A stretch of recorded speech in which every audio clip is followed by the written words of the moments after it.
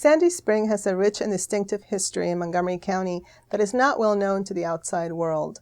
When I first visited the Ross Body Seniors Program, I heard stories from many African American participants about growing up and living in Sandy Spring. They attended elementary school in the same building that currently houses their program. They told me about their experiences in segregated schools while living in an integrated community. I knew that their amazing stories had to be documented and shared.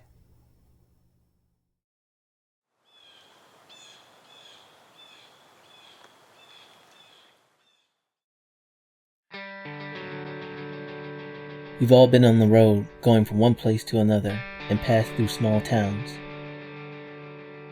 Places you can cross from one end to another, seemingly in a single breath. Sandy Spring, Maryland is one of those towns. 15 minutes or so north of Rockville, many locals know of it, but not too much about its uncommon history. My name is Kalfani Hatcher, and I'm a student at Montgomery College. I also work part-time at the college's TV station. When I heard we were putting together a documentary that focuses on a local town's unique black history during the 20th century, I wanted to be a part of it. I hadn't heard of Sandy Spring before, but I thought the story might be a typical one. I was about to be proven wrong. To get started, I took a research trip to Sandy Spring. When I took Georgia Avenue to Route 108, I came to Olney. And just after a short trip down 108, I found myself in Sandy Spring. There are many landmarks still in this community there to recall its long ago history, like the Meeting House, Odd Fellows Lodge, and the Sharp Street Methodist Church. The Underground Railroad passed through its fields, and there are tours people take to retrace its trails. A museum bearing the town's name and another dedicated to the history of the slaves can also be found along its roads. The Sandy Spring Museum was the starting point of my research. Their staff was friendly enough to sit me down with many files containing the history of the town. I went through file after file of different topics and people. I quickly learned that Sandy Spring was originally founded by Quakers in the 1700s. As agriculture was the primary economic force in the country, slavery was in practice. But as slavery ended in America after the Civil War, it had ended much earlier in Sandy Spring as the Quakers practiced what is called manumission and freed their slaves long before any government law required them to. I wanted to speak to black people who were there in Sandy Spring long ago, when every road was a dirt road. I wanted to speak to those who had lived under the Jim Crow laws, when segregation was enforced by law. I wanted to speak with them and hear what it was like to live during a time that was different from what I'm used to. While doing research at the museum, one name surfaced, and I was lucky enough to be informed where to find her.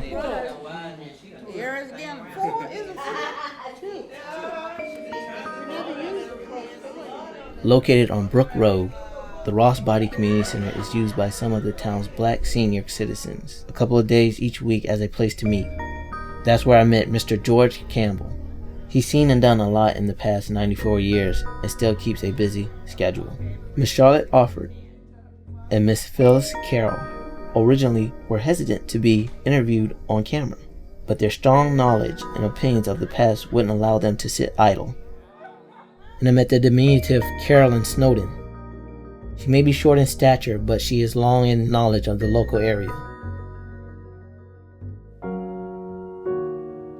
The Quakers here in this area freed the slaves before the Civil War.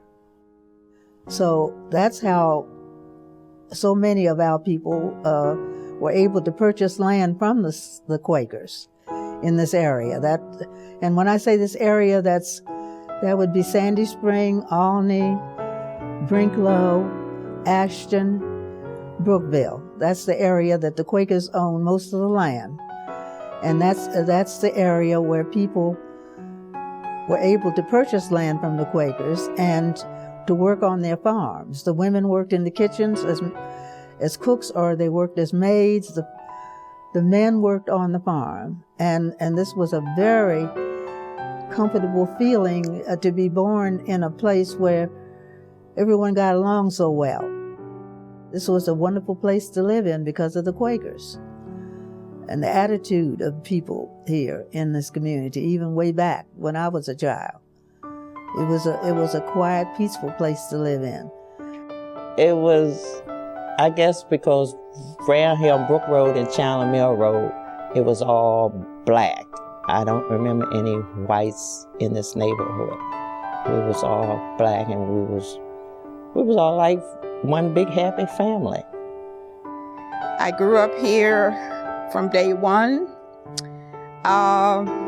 We had a real, I consider, comfortable lifestyle here. It was urban, not urban, but rural.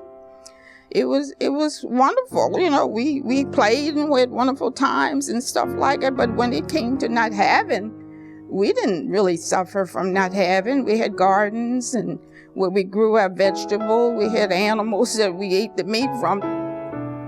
In the Depression, I tell you, I didn't feel it because my father, he always worked, and we always had plenty of food and stuff. We raised pigs, chickens.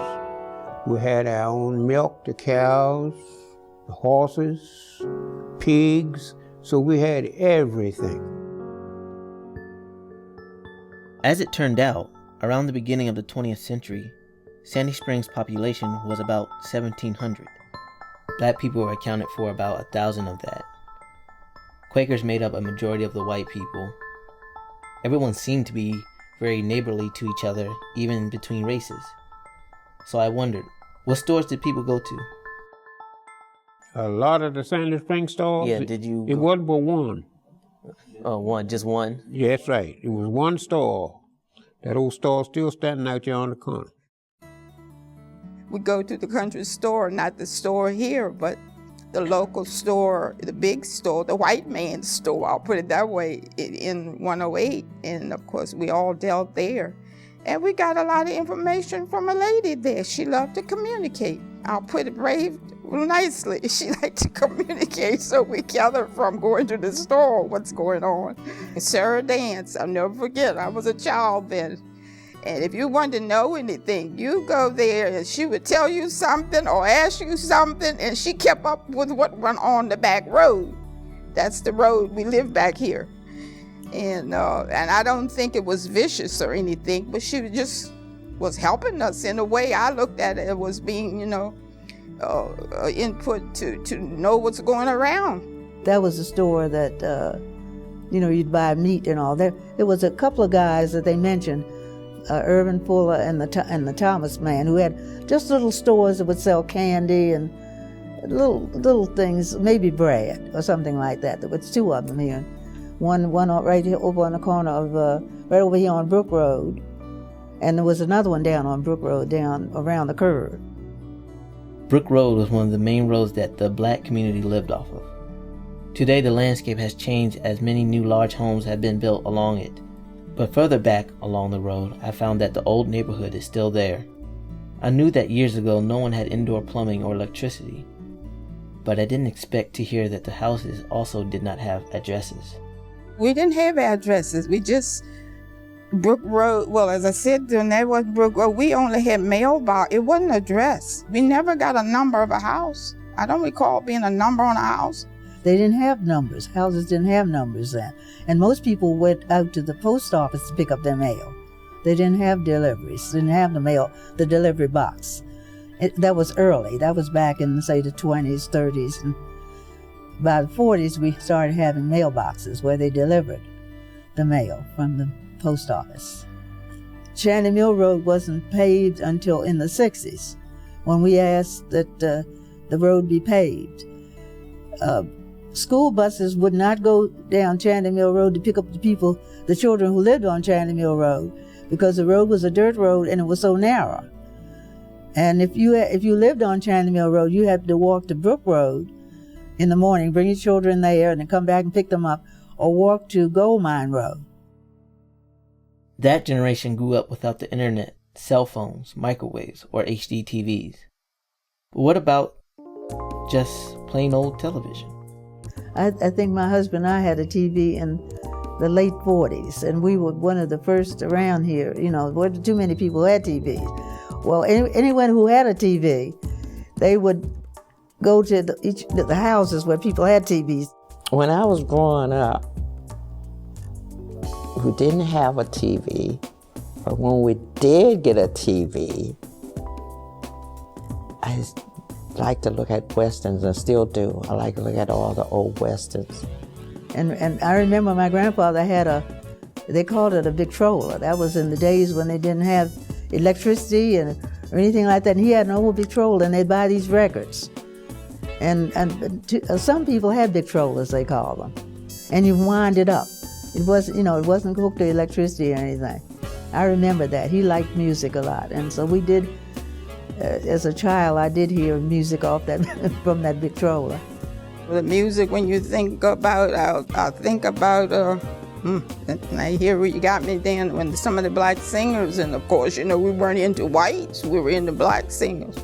Nat King Cole, the older singers and people like that. And we heard a lot of that, and we had albums and things that was created in our house, and we would use to have fun doing dancing. Sharp Street Methodist Church, located on 108, was Montgomery County's first independent black church. Many believe its name was taken after the Sharp Street Methodist Church in Baltimore.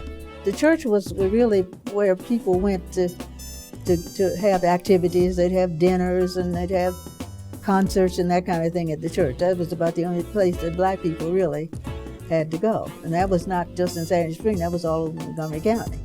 Sharp Street is the only church I knew, and I guess it's Methodist, and I guess I was Methodist because my family was Methodist, and not really knowing, I had a choice there, and our choice was you were Methodist too. We went to Sunday school all the time. We walked to Sunday school. We grew up there. I sang in the church as a little stuff. And it was really nice, because we did have religion in us. So we'd go there and we see people that we probably wouldn't have seen all week. And we go to church, we would see them, we would meet them. So it was close-knit family. Even the church people knew everybody. So we were well known. Everybody knew who was who. So everyone in Sandy Spring pretty much had a decent place to call home with friendly neighbors all around. Everything sounded nice. Everyone got along so well, and everyone sort of looked out for each other. The Quakers looked out for the black people. The black people, of course, worked for them, and they were very kind to each other. And of course, at my age, things were so different all over the United States as far as segregation was concerned. And there it was, the word I was waiting on to hear more about: segregation. I never experienced it, but there are generations still around that have. There are endless amount of words that divide people and cultures. Words like discrimination, racism, prejudice. But segregation was a different word. It was actually a government law that people had to live by. I wanted to hear more about it and what it was like to experience it. We knew that we were sort of segregated in a way, but we were sort of oblivious of what way we were, how we were treated. What we wasn't treated harshly or anything, but the things around us we didn't understand, and our parents didn't really know too much, and it was more or less with my grandmother and so forth. It was like hush hush, go play. We never knew what was all about. If they knew anything about our situation and the disparity we had in life, it wasn't really discussed with us. We had to go off to school, which was riding a school bus. And that meant for us walking from a mile, I guess quarter of a mile maybe, to the main highway, which is now 108. And we had to get up and go to this bus, to meet this bus to go to Rockville, which was 20 miles away, maybe 10 or 15 or 20. And to ride to Lincoln Park, which is in Rockville now. And that would begin to get a little harsh because we were older and we knew disparity was hitting us, and we knew we could see the difference of life. Somewhere before me, I was told that there was a fee to ride the school bus. But when it got to time when I went, if they had done away with that, paying to ride to school. Schools were segregated, and even though Sherwood High School was walking distance for most of those living in town, blacks had to travel by bus to Lincoln High School in Rockville. Going to high school, it meant a lot of stress on us after we had to leave a community where I walked from my doorstep to my elementary school, and then I had to get up, really early to walk this distance to get the bus to school. Being in the all-black school, you certainly wouldn't come in contact with white friends, or weren't able to come in contact with white friends that way. And the only way we came in contact with white friends was we worked with them. And it was like a force, we had to force to, like them or not. The books and things, your school books, that was handed down from the white schools. Well, half the lessons was tore out of the books. See, it wasn't but one book come through there with all the lessons in it, and was the teacher's book. See, every lesson in that book, it was pages tore out, different sections. I didn't have, I guess, how can I put it? I didn't get frustrated. I knew that's the way it is. I knew there was no other way. I didn't expect that. I was surprised to hear that school segregation was more or less accepted by many black students at the time. But as the interviews went on, I couldn't help but notice the Ross Body Community Center itself. It looked like a small old school, and that's because it was. It was the second location of the Sandy Spring Elementary School. Ross Body was the principal. When segregation ended in Montgomery County around 1962, all the black schools were closed down. This location was eventually converted to a community center, and after retiring from education in 1973, Ross Body worked as its director. He was a very well-respected man who was very serious about his job. He was the principal in this little school down here, and when they built this school, he come on up here, he was the principal here. And he taught my children, and as far as I'm concerned, Ross Body was a very, very nice guy. One of the things I will always remember about my dad is he wore a tie 6 days out of the week. That's just, when I think about him, that's one of the things I always remember. So he was always professional. He always got on us to make sure that we looked decent as we couldn't leave the house. So he was big on making sure that you carried yourself in a certain way. If you're in the hallway and Mr. Body asked you why you in the hall, and you couldn't give a good answer why you was in the hall, before you could get to your room, he had that belt off. He was going to come after you with the belt. I think he had fun with, trying to scare us sometimes too. But he would take his belt off and he would fold it and then pull it together and snap it. And that's all you needed to do. You didn't need to do anything else. He never used it. But he had that before you could get down in that classroom, he had that belt off. But he wasn't just a disciplinarian.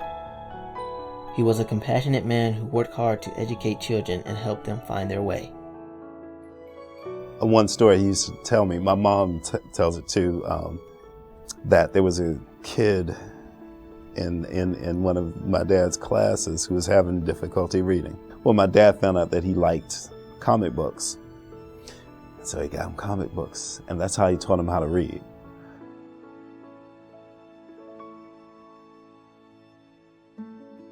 Ross Body cared a lot about children.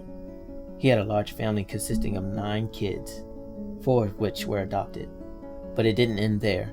He was a foster parent to many other children as well. At the drop of a dime, there would be some new kids coming to the door in the middle of the night sometimes, to live with us. Yeah, there were definitely people always in and out. And kids coming from really different backgrounds than we did. So it also helped to make you appreciative of what you had. Because, some of my adopted brothers and not necessarily adopted, but foster brothers and sisters, they went through some hard things. And, And what's nice is that even all these years later, we still keep in contact with many of them. His hard work and dedication in his later years helped award the then Sandy Spring Community Center a block grant of nearly $500,000 for renovations. Whatever community he was in, he was a part of. And he said, he fell in love with Sandy Spring. He always described it as a garden spot.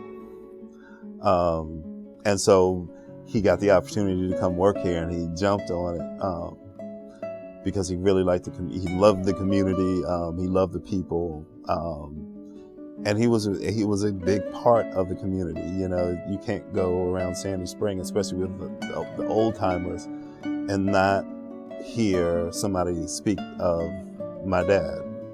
He thought so much of children and so much of the community. And that's why we all thought that we should have this building called the Ross Body Center. There was just, a lot of buzz, and I know the community had been working on it for a long time, that the center was going to be named after my dad.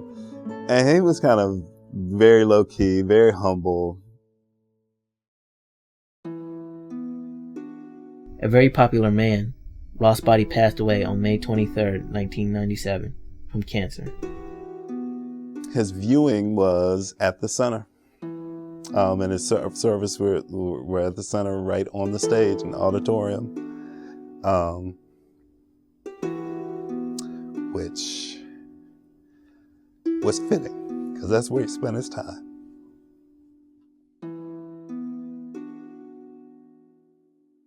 Sandy Spring.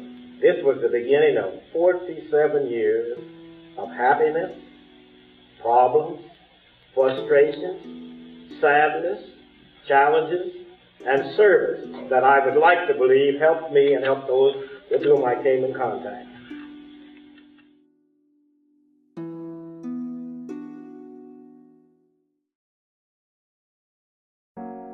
Once segregation had ended in schools, I couldn't help but wonder what it was like for black students to go to school with whites. When I went to Sherwood, we didn't have any problems at Sherwood because it was mixed of blacks and white. We all got along fine. So that was from 7th grade to 12th grade. And we all got along fine. They didn't have a middle school at that time. It was Sherwood High was from 7th grade to 12th. And the elementary was from kindergarten to 6th. So at that time, there wasn't any middle school. Not only was it a pivotal time for education, the 20th century also saw changes in employment for blacks. All the men here worked on farms, unless the younger men worked maybe got jobs outside of the area. Once desegregation was in place. Back then, you only had, if you were African American and a professional, it was really only you want to be a minister, a teacher. So the options, there weren't many options. Mr. Campbell worked many years for the Washington Suburban Sanitary Commission. I went to work for Washington Suburban as water boy, and when the men wasn't drinking water, I had to get firewood to make a fire to keep them warm for their dinner, eating their lunch. And then after that, I worked on up. And when the men wasn't drinking water or I was getting wood, I had to get a pick and shovel and work along with the men. For the first 20 years, I stayed in the ground digging ditches and things. I went from foreman to inspector. I went from inspector to supervisor. That's what I retired from. When the Second World War started, the federal government recruited people from, black people were able to work in the federal government. But before that, they were only janitors, or if they were cooks, or they cleaned the buildings, or they were chauffeurs, or something like that. Until the Second World War, we just didn't have desk jobs. When I left high school, I worked in the federal government. I worked there for about 5 years, left there and went on the school board, worked on the school board for 15 years, then left there and went back to the federal government. And I retired from the federal government in 2005. You know, when I was a little girl, I used to say, I can't wait to grow up so I can go help my community of Sandy Spring, because I realized that all the older people, you know, they didn't get involved with anything that would benefit them in life. You know, they didn't never ask questions. They never found out about anything. That's why we started the Civic Association in 1958. And we work with the county for all the programs and all the benefits that we have here in Sandy Spring. It's easy for people my age to think about history and believe the only difference between then and now are the advancements in technology. A lot of the young people aren't interested in what happened historically here. And sometimes I blame that on parents, because the parents don't tell their children about the things that happened to them, or what was. And I've noticed that over the years that I guess they just didn't know how to talk about it. I'm just not sure why they didn't. And keep their children more advised about what was going on, or what they needed. Sandy Spring has a history I was unaware of until I helped work on this project. As generations move on, I hope that their stories don't become so faded that they disappear. I myself was amazed to know a place like Sandy Spring existed for blacks, where freedom, equality, and rights were just a norm in its society. Many of the images shown throughout this program are from the book Sandy Spring Legacy, a publication of the Sandy Spring Museum, and the Book of History of the Black Public Schools of Montgomery County, Maryland, 1872 through 1961, published by Vantage Press. Montgomery College Television would like to thank the Sandy Spring Museum for providing additional assistance in this program.